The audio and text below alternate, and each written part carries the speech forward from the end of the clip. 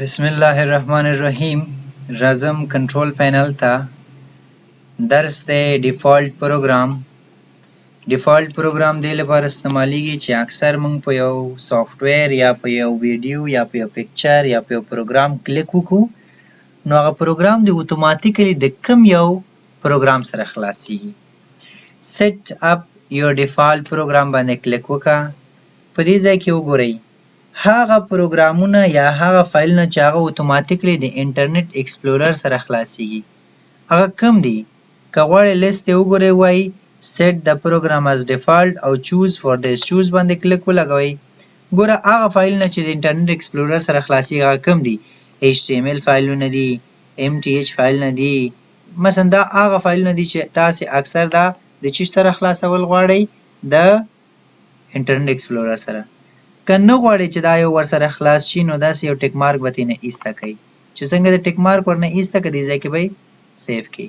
که غواړئ چې ټول خلاص شي، نو ټول به سلیکټ آل کړئ. صحیح، داسې د سلیکشن نه وځي او انتخابیږي.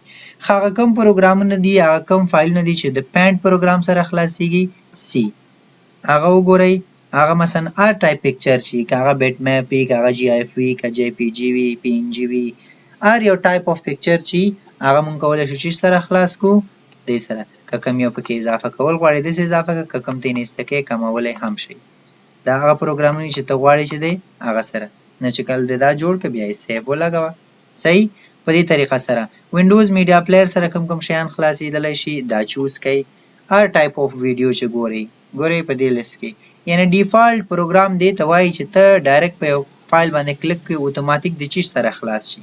په دې طریقه تاسې دا چک کولی هم شئ چې داسې کلیک وکړئ او چینجز هم پکې راوستلی شئ. که سیټ کول غواړئ نو دې ځای نه ورله هغه پروګرام سیټ کولی شئ. دا دی this program has all set. دې نه علاوه associate a file type a protocol with a program. دې ځای کې ته کولی شئ چې یو پروګرام د یو فایل لپاره بای ډیفالت جوړ کړي. هلته ګروپ و دلته associate یو بل هم ورسره اضافه کوو.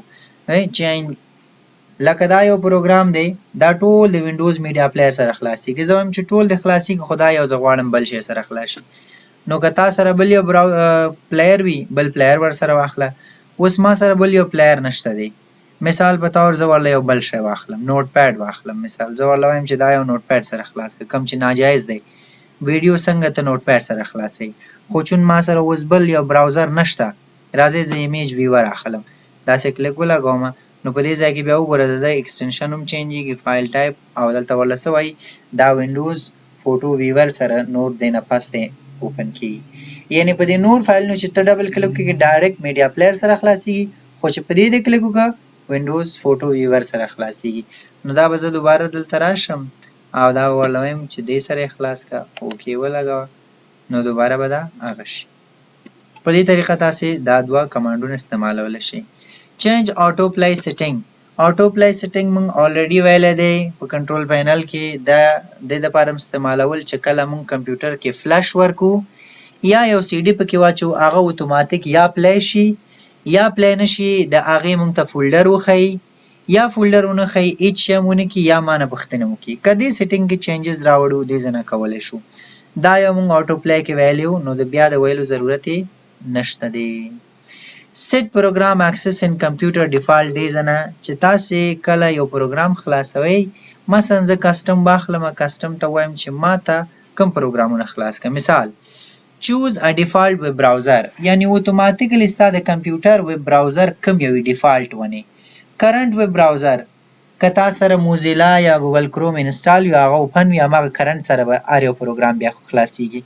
او که تا ورته ویل چې انټرنیټ ایکسپلورر زما د کمپیوټر ډیفالټ براوزر دی، نو دا شو. ایمیل په کوم یو سند کول غواړئ، ایمیلینګ چې کله سند کوئ، ایمیلینګ سند کول لپاره هم تاسې آپشنز لرئ. یوز مای کرنټ ایمیل پروګرام، دې کې کرنټ ده، نور پکې نشته، کنې دې کې به م اکثر تاسو سره څه شی راتله، انټرنیټ ایکسپلورر. ډیفالټ میډیا پلیر چې کله ته میډیا پلیر یوز کوئ، کوم میډیا پلیر یوز کوئ، کرنټ میډیا پلیر یا وینډوز میډیا پلیر سنټر یا میډیا پلیر. دې ځای نه تاسې هر یو انتخابولی شئ. او دا آپشنز که چیرې دا یو سیټینګ دې وکړه، غواړي چې دا سیټینګ وچلېږي، نو دا آن کړه. که نه یې غواړي ایسته کړه، نو دا بیا سیټینګ نه چلېږي، هم پخوانی سیټینګ چلېږي. په دې طریقې سره تاسې کولی شئ چې ډیفالت پروګرامونه د خپل کمپیوټر لپاره چوز کړئ.